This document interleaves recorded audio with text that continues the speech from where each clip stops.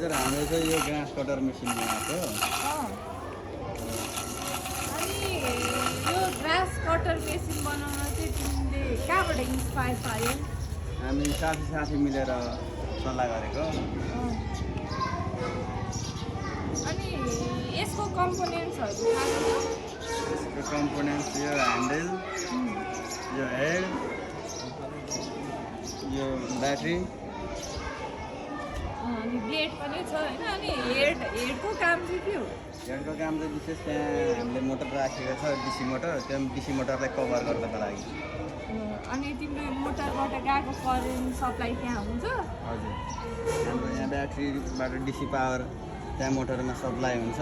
हामीले बिचमा यो स्विच राखेको छौँ जसले पावर बिचमा ब्रेक गर्छ। आवश्यक अनुसार अन गर्दा पावर सप्लाई भएर त्यो मोटर घुम्दा त्यो ब्लेडले घाँस काट्छ। यो एकदम निकै राम्रो बनाएर रहेछ।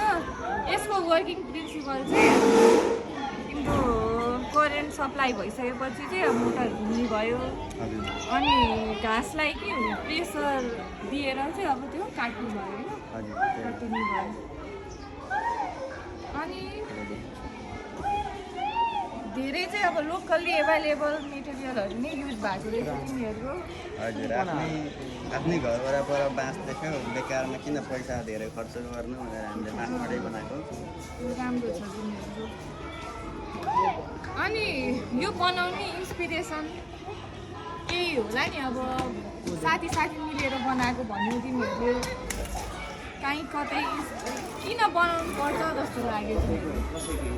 यो चाहिँ हामीले विशेष गाउँघरमा त्यो हाम्रो दिदीबहिनी आन्टीहरूले घाँस काट्ने क्रममा सर्पले टोक्ने, बिच्छोले टोक्ने त्यस्तो घटना देखेर त्यसबाट बच्नको लागि यो भएपछि अलि टाढैबाट काट्न मिल्यो नि त।